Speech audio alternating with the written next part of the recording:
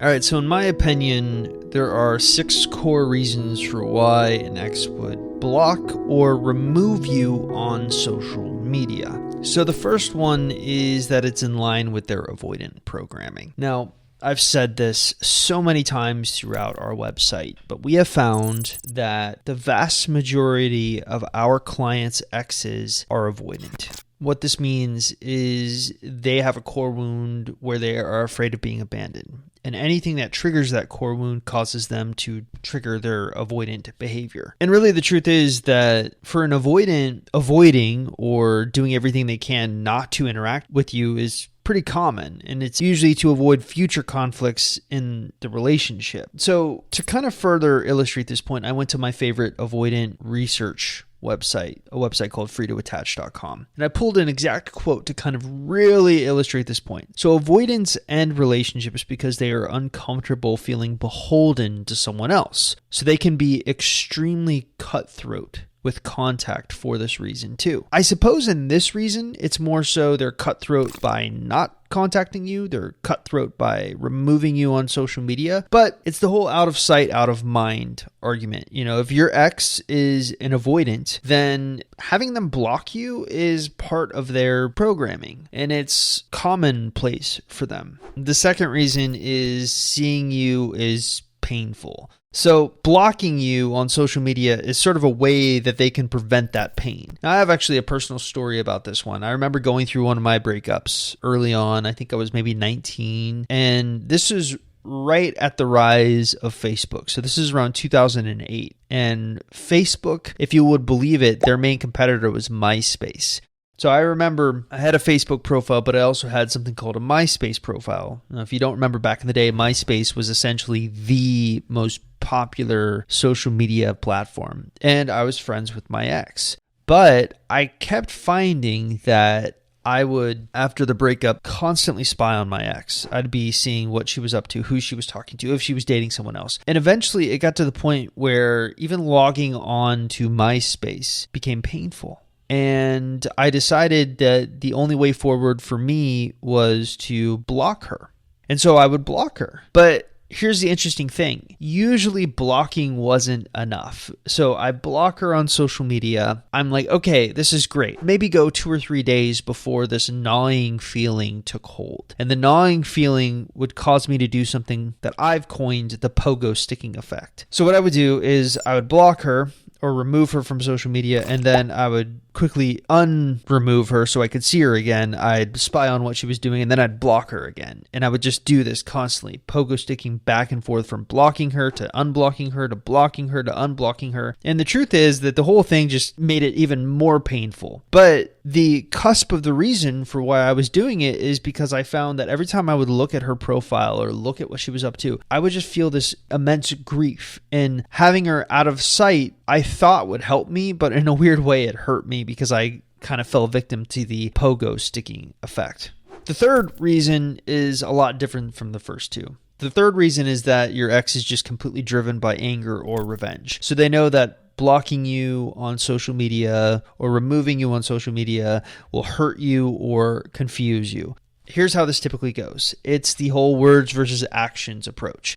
They say one thing but do another. So on the outset of a breakup, they say, you know what, let's be friends. And you take them at their word. But every action they take after the breakup is indicative of someone who does not want to be friends. It's indicative of someone who wants to hurt you or be painful. So they say rude things about you, not necessarily on social media, but to mutual friends. They block you on social media so that you can't see what they're A, saying about you, or B, what you're up to. And it's all coming from a petty place. It's coming from this idea of I'm going to win this breakup, which unfortunately still exists in this day and age. Rather than being able to treat the breakup as an adult would treat it, they treat it as a high schooler would treat it or a child would treat it. They're incredibly immature. They're incredibly vindictive. And they know that blocking you will cause you a lot of pain, and they take solace in that pain because making you hurt, makes them feel better because you caused so much hurt for them. And so it's this weird dichotomy that kind of exists. The next reason is they have a new relationship. So they may have started a new relationship and decided to block you to not screw that up. And this is actually something that I have done as well. I remember when I met my wife, Jen, I was also friends with a bunch of other girls. And when I knew that Jen was the one was when I started going to those other girls and not even explaining, but basically removing them from my social media accounts or sometimes even blocking their numbers because I did not want anything to ruin what I had with this new person. And so if you find that your ex has moved on to someone new, they're in a new relationship, and all of a sudden they go on a social media cleanse, as I like to call it, where they start removing all of their former flames on social media or friends that could be viewed as a threat, this can happen. And I am living proof that men and women do this. It's a very common behavior. The fifth reason is it's simply their pattern. So this is where it kind of helps to have a little bit of background on what their past relationships would look like. So it might just be a pattern that they have always exhibited, where they are in a relationship with someone, then they go through a breakup, and then after that breakup, they end up blocking or removing that person off of social media. And this one kind of also connects to that new relationship aspect. It's a pattern because they're removing you consistently, and they've removed all of their previous exes consistently. But the reason they might be removing you is so that it doesn't screw up any other potential flames or flings that they may have with someone new. And the first thing that kind of came to mind when I started thinking or listing out the pattern thing was this, like, okay, well, they're doing this so that they don't have to screw up what's going to happen next. And I can tell you, just since I've been doing this for 10 years, it's very common for exes to get in touch and say, hey, beware of this person and beware of this person. So what might have happened in the past for them is that might have occurred where they went through a breakup, they treated that past person very poorly, they did not remove that past person on social media, and then when they moved on to someone else,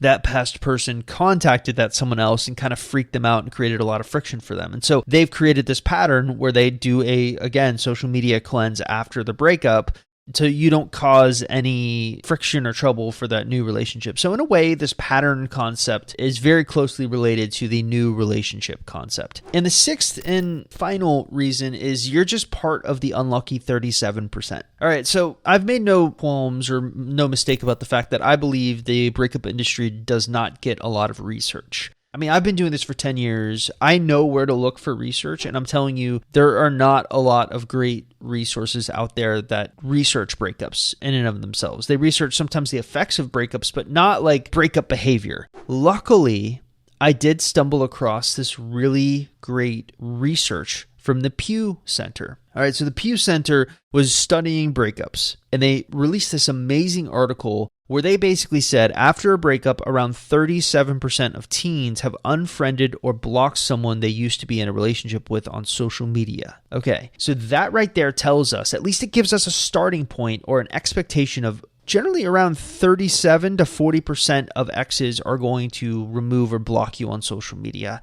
And sometimes there's no rhyme or reason. Sometimes it's not in line with their avoidant programming. It's not seeing you as painful. It's just the way it is. And you're unfortunate enough to fall and have one of those exes that are, 35 to 40% chance of blocking you. But that's not really the only thing I wanted to talk about today. So I was researching this article, right? And originally all I thought was, okay, I'm just going to come up with like 6 reasons for why exes block or remove you on social media. But when I started researching, I found that there's also a really other strange thing that exes will do.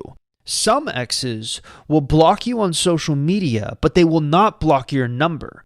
I've talked in the past a lot about this concept of a hard block and a soft block. A hard block is where they block you everywhere imaginable. They block you on social media. They block your phone number. They even block your email address.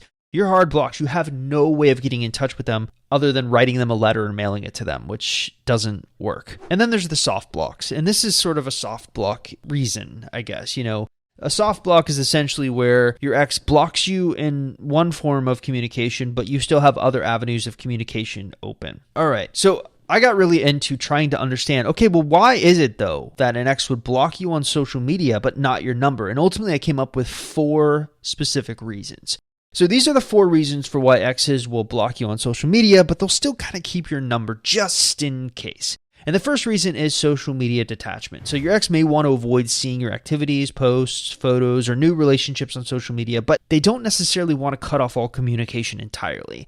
So this is the whole thing, out of sight, out of mind, but I want to keep my options open. And blocking you kind of allows them to avoid these triggers, if you will, while still leaving that line of communication open. Then, of course, we have the second main reason, which is it's different levels of intimacy. So social media and talking on the phone, they represent different levels of intimacy. And if you don't believe this, all you need to do is kind of look at my research or approach to the value ladder. The value ladder is all about these methods of communication after a breakup. So for those of you who are wanting to get your exes back, I talk a lot about the value ladder. It's about using different mediums of communication to slowly rebuild value. But one of the things that I've correctly pointed out is that not all communication is created equally. Text messaging is a lot different than talking on the phone. Talking on the phone is a lot different than seeing them in person. Seeing them in person on a meetup is a lot different than seeing them in person on a romantic date. And social media has a different level of intimacy than an actual phone conversation. So it's often public and less personal, while phone calls or text messages is more private and direct. So your ex might feel more comfortable maintaining a more direct and personal connection with you, but at the same time, publicly they want to put on the face that I'm the one that broke up with her, I'm winning the breakup, blah, blah, blah. And then there are, of course, the practical considerations. All right, so there might be some practical reasons for keeping your phone number unblocked. So one example is you might have shared responsibilities or mutual friends. We see this a lot with people who live together or people who work together, and they don't really have a legitimate reason for why they can block you. They can't just up and block your phone number. They might need to get in touch with you at some time.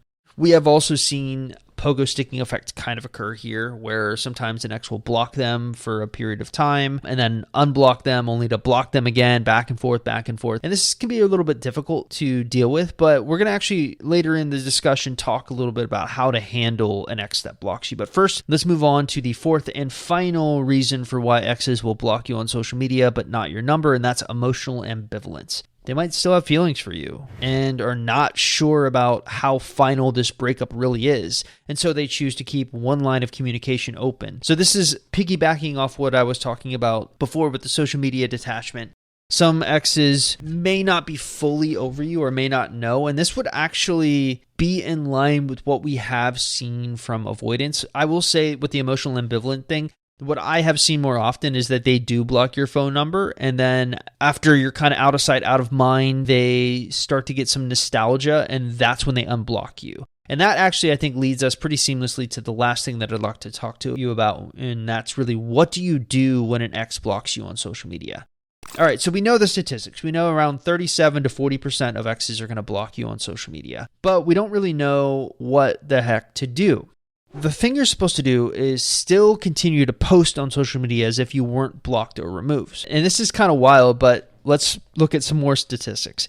So statistics do say that the odds are very much in your favor. In fact, a couple of years ago, there was a woman who was working on her, study, thesis, whatever, from the University of Western Ontario. And she basically found that nearly 90% of people on Facebook creep on their exes. 90% is a very large number, folks. And really, that is also including exes who are blocking you on social media, removing you on social media. And to further back this up, one of our unfair advantages is that we have access to a lot of people going through breakups. And we have seen a lot of people who've been blocked. And so a couple of years ago, I asked them, hey, for those of you who've been blocked by an ex, how many of them ended up unblocking you? And the answer kind of was staggering to me. 68% of people who were blocked said that their ex just unblocked them and they didn't have to do anything. So as weird as it sounds, sometimes just waiting it out is the smartest approach for being blocked, which is not a popular answer, but here, I got more for you, don't worry. You also need to be posting on social media, like I said. I cannot tell you, and if you do not believe me, all you need to do is just go to our podcast and watch a lot of the success stories I've done of people who have specifically been blocked. The people who've been blocked will often say after they get their exes back that their ex will tell them, yeah, I blocked you, but I was still spying on you. I was still using this friend to spy on you, or I was doing that pogo sticking thing to kind of check out on who you are. So I always tell my clients to cycle through 5 categories with your social media posts. So you want to continue to post as if you are still blocked, or as if you aren't blocked or you aren't removed, because if you play the odds are your ex will still pay attention to you. And even if they don't pay attention to you, really the whole thing about social media is about getting a groundswell of support. So getting other people to notice you and create social proof that way. And then through the grapevine, that gets to your ex. So what are these 5 categories? Okay, so I talk a lot about these with regards to social media posts, but we're a big believer in the Holy Trinity. The Holy Trinity is a concept that I came up with that basically talks about dividing your life into 3 distinct points and then leveling those points up in whatever way you can. And those 3 distinct categories are health, wealth, and relationships. But also, I talk a lot about this concept on ex-boyfriend recovery called the magnum opus, which is supposed to be the intersection of health, wealth, and relationships. So it's one thing that you can do that can positively impact your health, wealth, and relationships. And then, of course, you can post whatever you want. So let me recap. I want you to post 5 things from 5 different categories every week. A health-based post, a wealth-based post, a relationships-based post, a magnum opus-based post, and then whatever you want. And the idea behind this is that you are staying inconsistent with what you're posting. You're posting interesting things, and you're improving yourself as you go. And so just sticking to that schedule and just posting 1 a day or working up to 1 a day is probably the best approach for how to handle an ex who's blocked you on social media.